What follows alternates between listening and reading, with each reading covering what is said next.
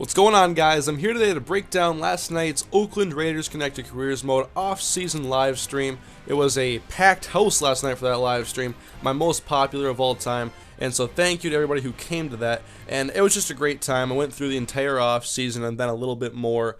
Didn't get into really much of the preseason besides practicing, but I always do this. Like, I do a stream and it lasted a few hours, and not everybody has the time to watch a 3-hour video or whatever. So I like to edit it down and show you guys the highlights in about 10 minutes, and you guys get to see all the information, whereas the live stream just has a bunch of extra stuff in there. But obviously, it was an 8-8 season for me and the Oakland Raiders, and it had its highs and lows. I mean, very much. It had a 5-game winning streak and a 4-game losing streak in a row. So that was how we ended the year, with 9 straight games having polar opposites. But we're going through here the offseason, and you can see the Minnesota Vikings have won the Super Bowl in the 2012 season, just like what happened in my Vikings franchise on Madden 12. And oddly enough, they beat Peyton Manning both times. So a few clips ago, you saw that we had some retirements already, and I expected Terrell Owens to retire, no surprises there. And also Brian Urlacher, Ray Lewis, and Chad Johnson are also done. So a lot of these veterans are now out of the league, and we're actually into the actual off-season now. So here is the first stage, which is re-signing your players. And I was surprised actually there wasn't like any stadium adjustments and stuff, and that's like in Madden 12, and you're coaching offensive coordinator, defensive coordinator, maybe it doesn't matter anymore.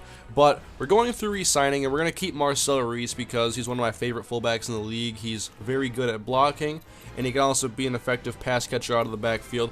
We're also going to offer a contract to Rod Streeter, who was ultimately our top leading receiver last year, as he actually played all 16 games, I believe, and was the healthiest receiver we had. Also going to re-sign Philip Wheeler, who played well at outside linebacker, especially in run support. And we're just going to go through and pretty much re-sign every young player that I had that I thought had some potential to grow. But most of the guys that had expired contracts were actually backups more than starters, so I kept around like Coy Francis and stuff because he had some good plays last year, and he's like a mid-70s player, so he can obviously grow. And I'm happy with the cornerbacks, actually, for the most part. I mean, they're all like in mid-70s, so they're all like decent contributors, but obviously cornerback is one of the positions I wanted to focus on in the draft. And you can see every contract was accepted besides Rod Streeter, who I lowballed a little bit, and so he's going to test free agency. And so following this, I devised a plan for free agency and the draft on positions I had to get, and I looked at my picks here. A first, a second, 2 fourths, remember the DHB trade, a 5th, a 6th, and a 7th. So we have 7 picks, but we just have no 3rd rounder, which is a pretty valuable pick, actually. And so I wanted to test the trade market and also add Darren McFadden to the trading block, because he had 6 fumbles last year, and I just want to see what I can get and what's possible. But I got to free agency, and in my opinion, it's the same problem that hampered Madden 12 last year. They're just no good free agents. I mean, the best players are like Tavares Jackson and Devery Henderson. That's not a great class of free agents. I think what happens is that they make cap room, they make the cap too easy to manage for players who aren't like that good at the game or really know how to do contracts that well. And so you can essentially just sign whoever you have that has an expired contract, and it's not going to really hurt you. Like, I wanted to actually have to make a hard decision or see some big name free agents out there. Like, how about Mike Wallace being on the free agent market? That'd be pretty big, but there's nobody above an 87. And you don't really have to deal with cap casualties or expensive contracts. Like, essentially, if this cap was in the real NFL, the Vikings probably would have kept Sidney Rice because they wanted to keep him, but Sidney got offered a big contract from Seattle. That's basically how I think it should work in the game. And so I didn't give out too many contract offers. I mean, there was Sean Smith, and there was Rod Streeter. I still wanted to keep around, and no teams were interested in him. And also Andre Smith, because I did not resign Khalif Barnes, because he gave up too many sacks last year, and I can obviously replace him. So looking at some scouting, and whoa, 24 awareness. Are you even aware that you're on like the football team? Are you aware of what team you're playing for if you have that low of awareness? I'm not sure, but luckily I recruited or scouted that statistic there, because that may have been a guy I drafted otherwise. But there are some very good players here that I've been scouting over the past a couple months on this game, and I had a plan of attack. Definitely, I wanted to get a wide receiver, I wanted to get a running back that's a power runner, a quarterback, if I could, a franchise passer, a guard, defensive end, defensive tackle. Now, look at this. I had no idea how to tell if someone had outbid me, so I just kind of simulated it, and I ended up not getting Sean Smith or Andre Smith. I have nobody new through free agency at this point.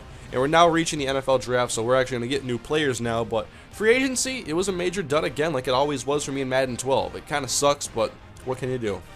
So we go on to the draft now, and people are telling me to trade up for J.J. Smoke. I would have to trade up to the #1 overall pick because that's where he went. His 99 speed, whatever he had, like the 95 man coverage, dude's going to be a beast for St. Louis, and they have 2 first-round picks, so watch out for them in this series probably. And then we just go through and see the Panthers take another running back because you never have too expensive a backfield, I guess. And the Seahawks actually drafted a quarterback in the top 10. And, well, I guess Russell Wilson didn't pan out so well in the game because they were a top 10 pick team. And then the Rams, they're giving up on Sam Bradford, it looks like, because they took Rob Rovanovich, or however you say it. And he was like the guy who was always in the top story. So I had my plan when I got to my pick. It was no surprise, really. I said I wanted from the start, I wanted A.J. Ray. He was projected to be a first-round pick, about the bottom, 32nd. So I saw that there were some receivers available that were rated higher than him, and so for my 19th spot, I traded down, and I was looking at the offers, and there were some decent ones, but I wanted to get as many picks for this current year as possible, but there really wasn't any good offer besides Denver, and you don't do inter-division trades like that. And so I traded with the Minnesota Vikings. I get their first round pick, which is the pick 32 because they obviously won the Super Bowl, and I get their next year's third round pick. So we're going to double up on third rounders next year, which is pretty exciting because I love the draft. And so, sure enough, I simulate to my spot, and A.J. Ray is available with only one receiver above him. The trade down effectively worked, and now we move on to the second round, and I had to get a plan of attack here. I wanted to go corner. And now I don't have a third round pick, so that creates a little bit of a problem for me because I wanted to get A.J. Jones, but he was a mid-third round prospect. So it was kind of out of the range to take him in the second round, but he was still a really good player. But I had scouted a couple of corners that were rated higher than him, like as far as draft position goes, but I really wasn't sure who would be the better selection in the long run. Now, I was looking, and if Harold Tiasha got taken here, which he did, that means that the top corner available is Anthony Noel, a guy who I wanted. And so, to make it safe, I traded up to the Packers so I could end up getting Anthony Noel. And I think in hindsight, I wish I would have stayed at my spot and just drafted A.J. Jones because he was going to go in the top of the third anyway.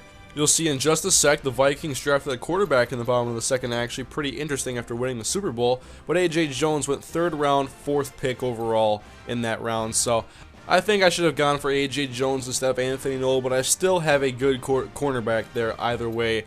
But now we go to the 4th round where my next selection was, and I had 2 4th round picks, remember, and I was trying to make a decision on what to do, and I saw draft time ticking down too fast, so I'm like, okay, just skip my pick and I'll take it. Like, what I think happens in the real NFL is that if you miss your pick, you end up like getting pushed back a slot. So like the Chargers would have jumped me, picked in the 12th spot, and I would get the 13th spot. I think that's what happens in the NFL. It's like how the Vikings got Kevin Williams in like 05 or whenever he was drafted.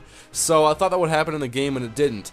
What happened was the computer drafted for me, and they took a cornerback, but after looking at his ratings, it was actually a pretty good cornerback too. So we go later now. We're in the 6th round, or the 5th round actually, and I took James Hazard, who was a 6th round prospect because I wanted James Hazard.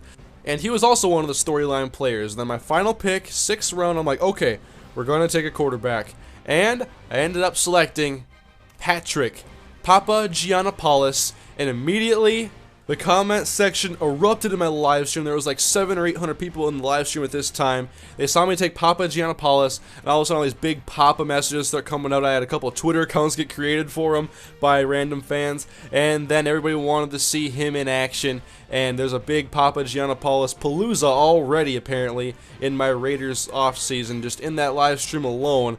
And so we'll obviously get to see him play in the preseason, which I have a plan for the preseason I think you guys will like. Now we're looking at the trade offers for Darren McFadden after the draft was finished, and there just wasn't anything worth taking. I mean, they were offering me like a decent player and a decent pick. I wanted a good player and then any pick you throw at me, basically. And so I'm like, alright, we're going to keep Darren McFadden for at least another year. I'm going to go pick up Chris Ivory in the free agency because he can be my power runner I wanted, and I like Chris Ivory, so I wanted him. And then Greg Zuerlein was a free agent, 95 kick power. Janikowski can't kick forever. I would like to think that he could, but he just can't. And then I made one more move because I could not get a pass rusher in the draft or free agency, so I'm going to go for my other option, a trade, a 5th rounder to the Minnesota Vikings for Everson Griffin, their backup to Jared Allen. He's extremely athletic at defensive end. He's a 270-pound D-end, and he runs with 80-something speed on here. He is extremely athletic, he's very versatile, and I love players like that, and I wanted him on this defense. I tried to get him last year, and I couldn't get him, and now I finally found my opportunity to finally get Everson Griffin on my team. So we're going through reordering the depth chart, going to get James Hazard some playing time. He's already a 78 overall. I knew he'd be great, and he was a late-round prospect. He was a diamond in the rough, and nobody saw it besides me because it was part of the storylines, and I also just wanted to scout him based on name, kind of. And now back into the free agency. Will Hill is signed because we needed a free safety and some secondary depth, and he had very good zone coverage, and that's what I care about when it comes to safeties. Next, I signed Chris Houston, who had he had teams interested in him during the actual free agent period, but he was never signed. And so I signed him, and then I said to my fans, alright, pick one player you want me to sign, and if I see his name a bunch of times, I'll pick him. And Danny Amendola probably came through I don't know how many times, but it was a lot. And so Danny Amendola is now an Oakland Raider for at least the preseason, and I'm putting a couple players on notice here. Matt Shaughnessy and Jacoby Ford on the trading block, just because I like Everson Griffin more than Shaughnessy, and Jacoby Ford has injury problems and catching problems. Sometimes he drops a lot of passes for me. But then I went into practice mode so we can see some of our rookies in action, and well, AJ Ray is looking like a pretty good receiver. That's a lucky tip right there, but he still made the play. And my plan for the preseason is to give you guys an episode with 2 games an episode. So you're going to see 2 preseason episodes, and then we're going to go to the regular season and look at that. That was Patrick Papagiannopoulos throwing it long to AJ Ray. And welcome to Season 2 in the Oakland Raiders Connected Careers Mode series, guys. Carson Palmer's still a starter, by the way, but you're going to see the preseason up next, and so I'll have that out to you guys shortly. But thank you for watching. Leave your feedback in the comment section. Tell me how I did in this free agent period, in this offseason, and everything, the draft. And I'll see you guys later. Have a great day, everybody.